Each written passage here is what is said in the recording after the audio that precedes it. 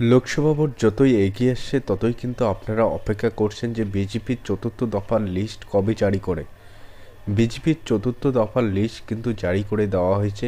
সেখানে কিন্তু একটিমাত্র আসনে কোন প্রার্থী এখানে থাকছেন সেটা কিন্তু ঘোষণা করা হয়েছে বিজেপি প্রার্থীর তরফ থেকে। আসানসোল লোকসভা কেন্দ্র। এর আগে কিন্তু এখানে বাবুল সুপ্রিয় 2019 সালে এখানে প্রার্থী হিসেবে তাকে সিলেকশন করেছিল বিজেপি। তিনি কিন্তু 1,50,000-এরও বেশি ভোটে কিন্তু লিড দিয়েছিলেন। এর অপরদিকে প্রার্থী রয়েছেন টিএমসির তরফ থেকে শত্রুঘ্ন সিনহাকে কিন্তু টিএমসি পার্টি তাকে সিলেকশন করেছে এবং এর অপরদিকে বিজেপি প্রার্থী যাকে সিলেকশন করেছে তার নাম হলো সুরেন্দ্র সিং। তিনি কিন্তু একজন অবাঙালি ক্যান্ডিডেট।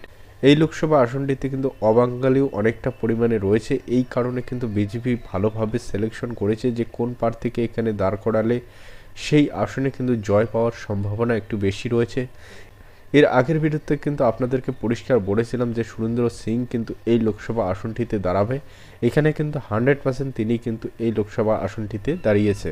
এখন আপনাদের মনে অনেকেরই কোশ্চেন যাচ্ছে যে ডায়মন্ড হারবার লোকসভা কেন্দ্রে কোন প্রার্থী এখানে সিলেকশন করা হয়েছে।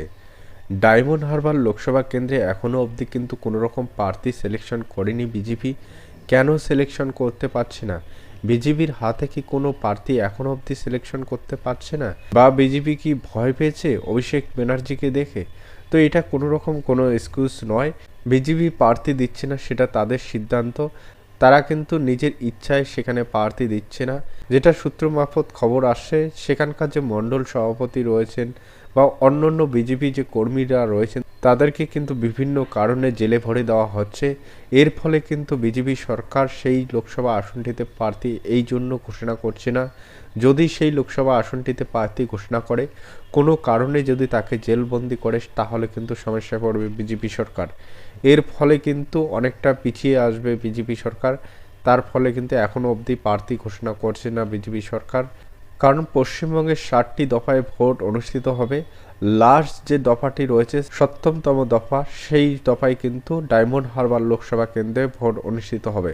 তো অনেকটা দিন কিন্তু এখনও বাকি রয়েছে। এর ফলে কিন্তু বিজেপি সরকার এখনও অবধি সেই লোকসভা আসনটিতে প্রার্থী ঘোষণা করছে না। বিজেপি সরকার চাচ্ছে যে T20 ভাবে খেলবে। এখানে কিন্তু ওয়ানডে বা টেস্ট ভাবে খেলবে না, ডাইরেক্ট খেলবে। ভোটের কিছুদিন আগে কিন্তু বিজেপি প্রার্থী তার ডায়মন্ড হারবার লোকসভা কেন্দ্রে কোন প্রার্থীকে দাঁড় করে দেবে তার কিন্তু নাম সিলেকশন করবে। এর আগে কিন্তু নাম সিলেকশন করবে না, সেটা কিন্তু ইচ্ছাকৃতভাবে নাম সিলেকশন করছে না বিজেপি পার্টি। এখন আপনারা ভাবছেন ডায়মন্ড হারবার লোকসভা কেন্দ্রে কোন প্রার্থীকে দাঁড় করানো হতে পারে। এর আগেও কিন্তু আমি বলেছিলাম যে কোন কোন প্রার্থীকে দাঁড় করানো হতে পারে। এখানে কিন্তু কৌস্তব বাগচি যে রয়েছেন তার নাম কিন্তু সিলেকশন করার সম্ভাবনা রয়েছে। 99% কিন্তু কৌস্তব বাগচি এই লোকসভা আসনটিতে সিলেকশন করার সম্ভাবনা রয়েছে। এরপরে যে নামটি চলে আসছে সেটা কিন্তু প্রিয়ঙ্কা টেপরিওয়ালের নাম কিন্তু চলে আসছে। সেখানে কিন্তু ডায়মন্ড হারবার লোকসভা কেন্দ্রে তাকেও সিলেকশন করা হতে পারে। তারপর রয়েছে সোনালী গুহ এবং মিঠুন চক্রবর্তী, অনেকের নাম কিন্তু রয়েছে ডায়মন্ড হারবার লোকসভা কেন্দ্রে, কিন্তু তাদেরকেও সিলেকশন করা হতে পারে।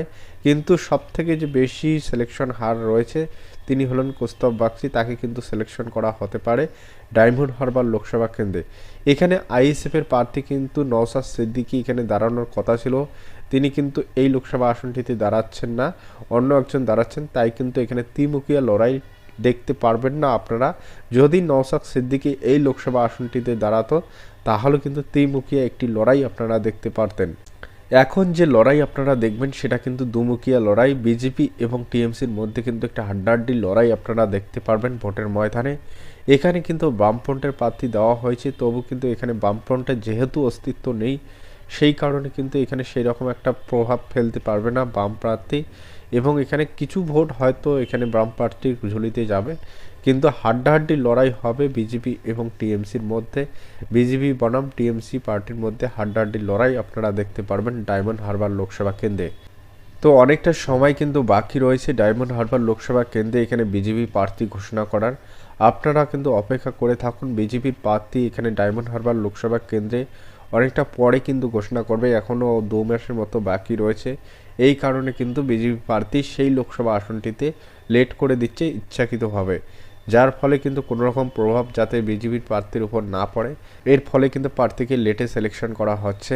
এখানে কিন্তু আসানসোল লোকসভা কেন্দ্রে সুরেন্দ্র সিংকে প্রার্থী বলে ঘোষণা করা হয়েছে বিজেপির তরফ থেকে। এখানে একটা হাড্ডাহাড্ডি লড়াই আপনারা দেখতে পারবেন, যেহেতু কিন্তু এখানে বিজেপির গড় বলাও যেতে পারে আসানসোল লোকসভা কেন্দ্রে। এখানে যেহেতু 1,50,000 ভোটের বেশি কিন্তু ভোটে সেই লোকসভা আসনটিতে বাবুল সুপ্রিয় বিজয়ী হয়েছিলেন 2019 সালে। এবার টিএমসি পক্ষ থেকে শত্রুঘ্ন সিনহা এবং সুরেন্দ্র সিংয়ের কিন্তু হাড্ডাহাড্ডি লড়াই আপনারা দেখতে পারবেন আসানসোল লোকসভা কেন্দ্রে। তো দেখার বিষয় কে এই লোকসভা আসনটিতে জিততে চলেছে। অবশ্যই কিন্তু এখানে সুরেন্দ্র সিংয়ের পাল্লা ভারী রয়েছে। শত্রুঘ্ন সিনহা কিন্তু এই লোকসভা আসনটিতে হারার সম্ভাবনা বেশি রয়েছে, কারণ শত্রুঘ্ন সিনহা কিন্তু বাইরের একজন ব্যক্তি। এর ফলে কিন্তু প্রভাব একটু পড়বে টিএমসি পার্টির উপর। ভিডিওটি দেখে যদি আপনাদের কোনো রকম সুবিধা হয়ে থাকে তো অবশ্যই আমার চ্যানেলটিকে সাবস্ক্রাইব করে দিয়ে পাশে থাকবেন। ভিডিওটি দেখার জন্য অসংখ্য ধন্যবাদ সবাইকে। জয় হিন্দ, জয় ভারত। আশা করি তোমরা সবাই ভালো আছো, ভালো থাকবেন। ভিডিওটি শুধুমাত্র একটি ইনফরমেশনমূলক ভিডিও, কাউকে হ্যারাসমেন্ট করার জন্য নয়।